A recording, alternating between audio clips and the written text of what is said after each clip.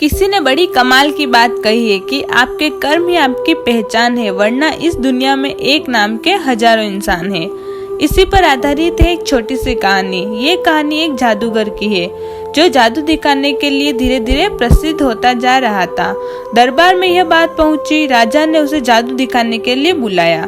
जादूगर को लगा कि जिंदगी में सबसे बड़ी कमाई करने का अवसर आ चुका है। जादूगर ने सोचा कि वह सबसे अच्छा जादू दिखाएगा और सबसे ज्यादा इनाम राजा जी से पा लेगा। वह दरबार में पहुंचा, सोचते हुए जा रहा था कि कौन सा जादू दिखाऊं। जब वहां पहुंचा तो उसे लगा कि सारे जादू तो उसने दिखा चुके हैं, आज कुछ नया करता हूं। तो जादूगर ने राजा का मुकुट ही गायब कर दिया। जैसे ही मुकुट गायब हुआ, दरबारी हंसने लगे। राजा साहब को यह अपनी तौहीन लगी। वो गुस्से में आ गए और उन्होंने कहा कि इस जादूगर को काल कोठरी में 7 दिनों तक डाल दिया जाए और 7 दिनों के बाद इसको मृत्युदंड दे दिया जाएगा। फांसी की सजा दी जाएगी। जादूगर गया था जादू दिखाने के लिए और इनाम पाने के लिए, पर उसे कोठरी में डाल दिया गया। उसकी पत्नी को बात मालूम चली। वह रोती बिलखती पहुंची अपने पति से मिलने के लिए। जाकर देखती है कि जादूगर मुस्कुरा रहा था। उसने कहा कि आप पागल तो नहीं हो गए हो? 7 दिन बाद में तुम्हें दुनिया छोड़कर के चले जाओगे और तुम मुस्कुरा रहे हो। जादूगर ने कहा कि चिंता क्यों करते हो, अभी 7 दिन का समय है, अभी मुस्कुराओ, खुश रहो, सब ठीक होगा। पत्नी को लगा कि पति पागल हो गया है, मौत को सामने देख के बातें पागलों जैसी कर रहा है। वह चुपचाप वहां से चली गई। वह रोज उससे मिलने के लिए आती। वह रोज कहता कि 6 दिन बचे हैं, 5 दिन बचे हैं, 4 दिन बचे हैं। फाइनली फांसी का दिन आ गया। राजा घोड़े पर सवार होकर उस जादूगर के पास पहुंचा। आखिरी बार मिलने के लिए गया और जब उस जादूगर ने देखा कि राजा घोड़े पर आया है, उसके दिमाग में एक आइडिया आया। जैसे ही राजा वहां आया तो जादूगर उदास हो गया और रोने का नाटक करने लगा। राजा ने कहा कि क्या हुआ? अब उस दिन तो मुकुट गायब कर रहा था, जादू दिखा रहा था, आज जब तेरे सामने फांसी है तो तुझे रोना आ रहा है। जादूगर ने कहा कि नहीं महाराज, मरने से नहीं डर रहा हूँ, मरना तो एक दिन सबको है। मुझे इस बात का डर है कि बरसों से एक कला सीख रहा था, अपने घोड़े को उड़ना सिखा रहा था, उसे उड़ाना चाहता था। वो काम बस 1 साल में पूरा होने ही वाला था।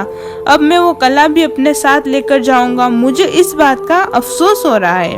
राजा के मन में आया कि उड़ने वाला घोड़ा ये जादूगर तैयार कर रहा है। मान लो वह घोड़ा मेरे पास आ गया तो मैं बड़े से बड़ा युद्ध आसानी से जीत जाऊंगा। बड़े से बड़े युद्ध में बड़े से बड़े राजा को ऐसे ही हरा दूंगा। उड़ने वाला घोड़ा मेरे पास होना चाहिए। इसी लालच में राजा ने उससे कहा कि एक काम करते हैं, 1 साल का तुम्हें समय देता हूँ। 1 साल के बाद अगर वो घोड़ा मुझे दे दिया तो ठीक है, लेकिन अगर नहीं दिया तो तुम्हें फांसी की सजा दे दी जाएगी।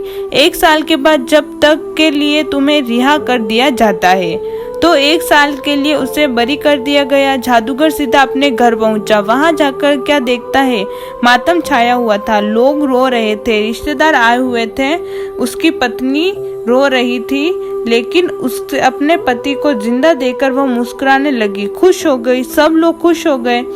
आधे घंटे के बाद सब लोग चले गए। घर में पति पत्नी बचे। पत्नी ने फिर से पूछा, एक बात बताओ, राजा ने आपको छोड़ कैसे दिया? तो जादूगर ने कहा कि एक शर्त पर छोड़ा है। 1 साल के अंदर मुझे उन्हें उड़ने वाला घोड़ा देना है। तो पत्नी फिर से गुस्सा होने लगी, कहने लगी कि पागल हो गए हो, ये क्या तुम वादा करके आ गए? उड़ने वाला घोड़ा हम बना ही नहीं सकते। जादूगर ने कहा, मालूम है मुझे नहीं बना सकते, लेकिन 1 साल का समय है। इस 1 साल में खुश रहो, मुस्कुराते रहो, इस जिंदगी को जियो, बस यही कहना चाहता हूँ। पत्नी ने कहा कि फिर से तुम्हारा ज्ञान चालू हो गया। जादूगर ने बहुत समझाया कि खुश रहो, सब ठीक होगा। और कमाल ये हुआ, उस 1 साल के अंदर ही 6 महीने के अंदर ही राजा की मृत्यु हो गई। 3 महीने के अंदर घोड़ा मर गया। कौन सा घोड़ा, कौन सा राजा, बात ही खत्म हो गई। जादूगर जो कह रहा था कि चिंता मत करो, तो वो बात बिल्कुल सही रही। छोटी सी मजेदार कहानी है, लेकिन हमें सिखाती है कि जिंदगी में हम में से बहुत सारे लोग ऐसे हैं जो आज में खुश नहीं है। हम कल की चिंता करके दुखी हो रहे हैं। हमें लगता है कि कल से मुसीबत आएगी, क्या होगा, कैसे होगा, उसकी सोच के हम आज दुखी हो रहे हैं। हम कल की चिंता में आज दुखी है। यही जादूगर की छोटी सी कहानी हमें सिखाती है कि जो होगा देखा जाएगा, इसलिए अपने आज में खुश रहो।